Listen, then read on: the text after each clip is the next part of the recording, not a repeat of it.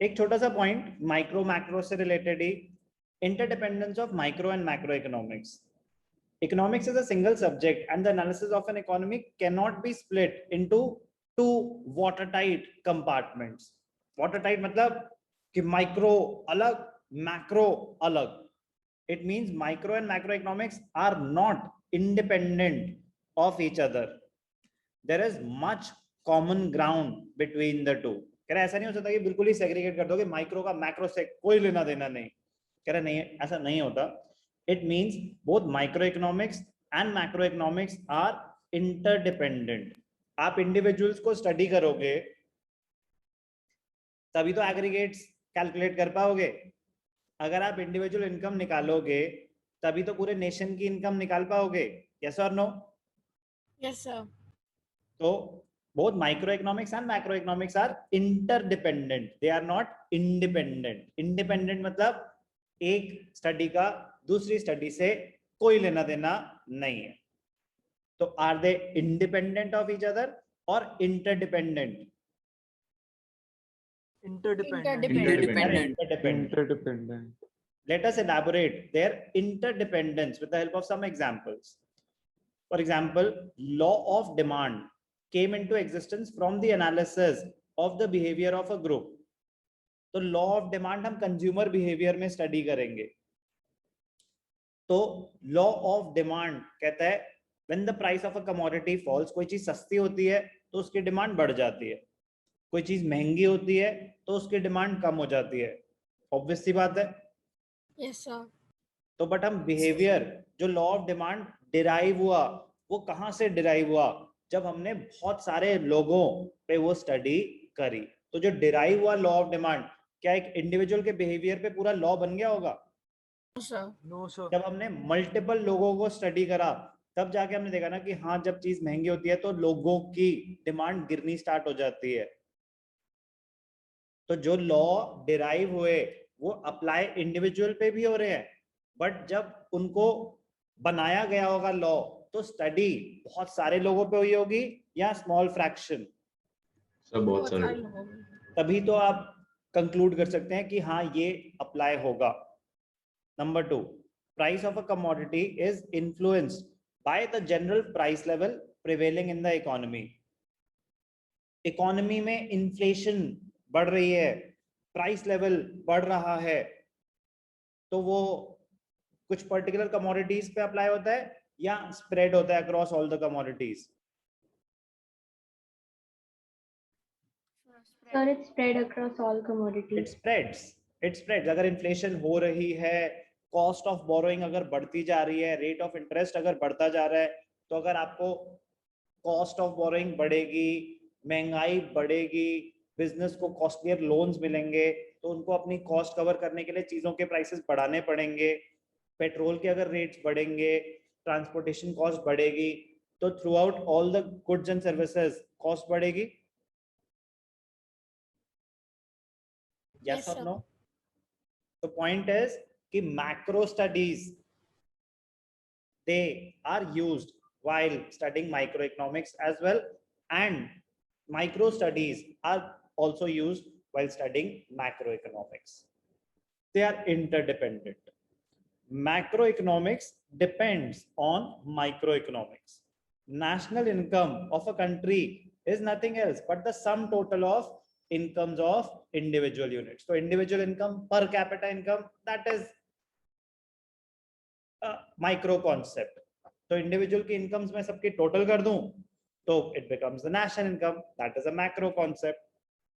Aggregate demand, it depends on demand of individuals, households of the economy. तो micro and macro are interdependent on each other. ये बात clear है? Yes sir. Yes sir. एक छोटी सी चीज है, micro macro paradox. Paradox का मतलब होता है seemingly absurd और contradictory statement, though often a true statement. जो लगे कि यार ये तो उल्टी बात लग रही है, बट उल्टी होती नहीं है, वो माइक्रो में अपनी जगह सही है, मैक्रो में अपनी जगह सही है। फॉर एग्जाम्पल इंडिविजुअल लेवल पे अगर आप सेविंग्स करोगे, मतलब आपने जो भी पैसा कमाया कुछ कुछ पैसा आप सेव करते चलोगे, वो एक अच्छी हैबिट है, बुरी हैबिट है? अच्छी अच्छा। हैबिट है सर, सॉरी, अच्छी हैबिट है सर। अच्छी हैबिट है, तो आपकी ग्रोथ होगी उससे, Yes, sir. Yes sir. Growth prospects बढ़ेंगे, आप कुछ पैसा सेव करते जा रहे हो सो दैट जब जब जरूरत पड़े तो you have sufficient reserves to meet your contingencies. Contingencies का मीनिंग क्या होता है Riddhi? Contingencies, So no idea. Anyone? Malab needs to meet our needs. Sorry, बोल रहे हो आप कुछ? To meet our needs. ना, वो तो मतलब नीड्स तो हमारी एक्चुअल्स हो गए ना, contingencies Sir, emergency. Very close. Contingencies का मतलब uncertain events, uncertain events may or may not arise, uncertain events. तो अनसर्टेनिटीज को मीट करने के लिए आपने कुछ रिजर्व्स क्रिएट करते हैं। तो contingencies are uncertain events which may or may not arise, but आप सेफगार्ड करके चल रहे हो अपने कि इमरजेंसी सिचुएशन में आपके पास पैसा होना चाहिए। एनीवे, तो पॉइंट इज सेविंग करना अच्छी बात बुरी बात इंडिविजुअल लेवल पे? अच्छी बात है सर। ओके, अब ध्यान से देखना, बहुत अच्छी बात है, बिल्कुल अच्छी बात है। लेकिन आप जितना ज्यादा सेव करोगे अपनी इनकम का उतना कम कंज्यूम कर रहे हो। Yes sir. ये Yes. बात क्लियर है Yes, sir. कि अगर मैं 30% of my income if I am saving तो मतलब 70% I am spending. Yes, sir. 1% expenditure is another person income. हम जो भी खर्चा कर रहे हैं वो कोई और किसी का रेवेन्यू जनरेट हो रहा है। Yes, sir. मैंने 100 रुपए कमाए, 90 रुपीज स्पेंड कर दिए, तो फिर किसी ने 90 कमाए, Yes, sir. फिर उसने कुछ पोर्शन स्पेंड कर दिया, तो फिर किसी और ने कमाए, तो मल्टीपल इनकम्स जनरेट हो रही हैं। Yes, sir. लेकिन अगर मैंने अपनी इनकम में से 50% सेव कर लिया होता, सिर्फ 50% ही स्पेंड करता, तो किसी और की 50 ही इनकम जनरेट होती। Yes sir. Yes, sir. फिर वो उसका कुछ परसेंट सेव कर लेता, तो आगे और इनकम कम होती रहती, कम होती रहती। Yes sir. तो नेशन की इनकम कब बढ़ेगी? फास्ट पेस पे, अगर मैं ज्यादा स्पेंड कर रहा हूँ या ज्यादा सेव कर रहा हूँ। ज्यादा स्पेंड कर रहे हो। The spend. ये बात समझ आती है? Yes, sir. तो तो माइक्रो और सर मैक्रो मतलब हमको ज्यादा स्पेंड करना चाहिए। इकोनॉमी चाहेगी, अगर इकोनॉमिक ग्रोथ चाहिए तो गवर्नमेंट चाहेगी कि आप ज्यादा स्पेंड करो, बट इंडिविजुअल लेवल पे अगर आप ग्रो करना चाहते हो तो आप ज्यादा सेव करोगे तो ज्यादा ग्रो कर पाओगे। मतलब कि इकोनॉमी एक तरीके से ये कहती है कि you have to more spend. They want you to spend more. तभी जैसे अगर हमारे रिसेशन होती है तो रेट ऑफ इंटरेस्ट कम क्यों कर देते हैं? रिसेशन मतलब समझ आता है, low level of economic activity, लोगों की इनकम लेवल्स गिर रही है, अनएम्प्लॉयमेंट बढ़ रही है, रिसेशन। Yes sir. अभी की सिचुएशन है। सॉरी, जैसा अभी की सिचुएशन है। एग्जैक्टली। तो अभी जो चल रहा है पिछले 1 साल से, वी आर फेसिंग रिसेशन। तो गवर्नमेंट क्या चाहेगी, आरबीआई क्या चाहेगा, वो आपके रेट ऑफ इंटरेस्ट कम कर देगा ताकि आपको लोन सस्ते में मिले। ऐसा क्यों चाहेंगे वो? अभी रेट ऑफ इंटरेस्ट कम करते जा रहे हैं, ज्यादा लोग लोन्स ले। ज्यादा लोग लोन्स लें, तो उससे क्या उनको क्या बेनिफिट होगा? सर अपनी इकोनॉमिक एक्टिविटीज कैरी आउट कर सकें। आपकी परचेजिंग पावर, फिर आप स्पेंडिंग कैपेसिटी बढ़ जाएगी। अगर आपको आपने लोन्स लिए तो आप मार्केट में ज्यादा स्पेंड करोगे। Yes sir. तो पॉइंट क्या हुआ कि जब आप मार्केट में ज्यादा स्पेंड करोगे तो ही इकोनॉमी रिवाइव होगी। यस और नो? Yes sir. समझ आया? आप जो पूछ रहे थे कि विदुर शायद आप पूछ रहे थे। No sir, I was asking sir. ठीक है, आपको क्लियर हो गया? Yes sir. ठीक है, तो समझ आया ना कि क्यों इकोनॉमी चाहेगी कि आप ज्यादा स्पेंड करो? नेशन की इनकम बढ़ेगी। Yes sir, yes sir. तो paradox, seemingly absurd or contradictory statement, though often true. Sometimes there are paradoxes seen in micro and macro. मतलब दो contradictory बातें कर रहे हैं। माइक्रो कहता है कि सेविंग्स करो फायदे में रहोगे, मैक्रो कहता है खर्चा करो फायदे में रहोगे। दोनों सही कह रहे हैं, गलत तो नहीं कह रहे। Yes, sir. माइक्रो अपनी जगह सही है, मैक्रो अपनी जगह सही है। वो नेशन के पॉइंट ऑफ व्यू से बात करता है, माइक्रो इंडिविजुअल के पॉइंट ऑफ व्यू से बात करता है। It means an act which is beneficial for an individual may prove to be harmful for the economy as a whole. I hope example समझ आ गया हो अच्छे से। Yes, sir. Yes, sir. Yes, Yes, sir. sir.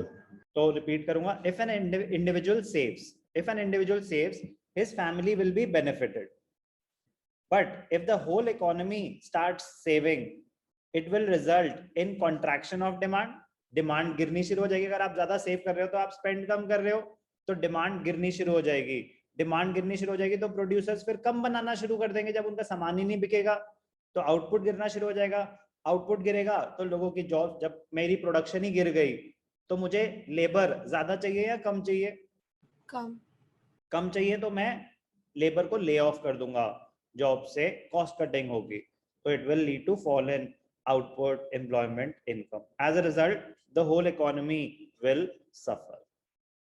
तो बात समझ आई कि देयर माइट बी पैराडॉक्सेस मतलब कॉन्ट्राडिक्टरी स्टेटमेंट्स दे सकते हैं माइक्रो और मैक्रो, जो कि अपने इंडिविजुअल लेवल पे बात सही कर रहे हैं, बट दोनों पे वो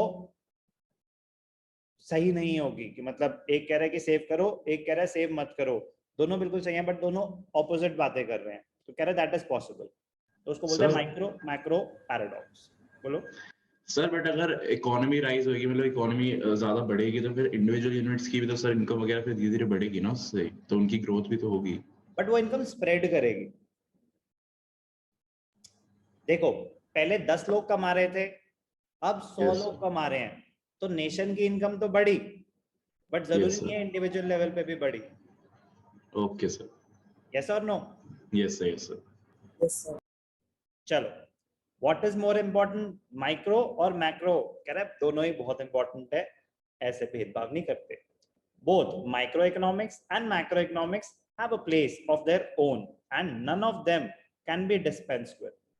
Microeconomics concentrates on the working of individual components and macroeconomics studies the economy in general. दोनों ही बहुत इंपॉर्टेंट चीजें हैं, दोनों की अपनी इंडिविजुअल इंपॉर्टेंस है।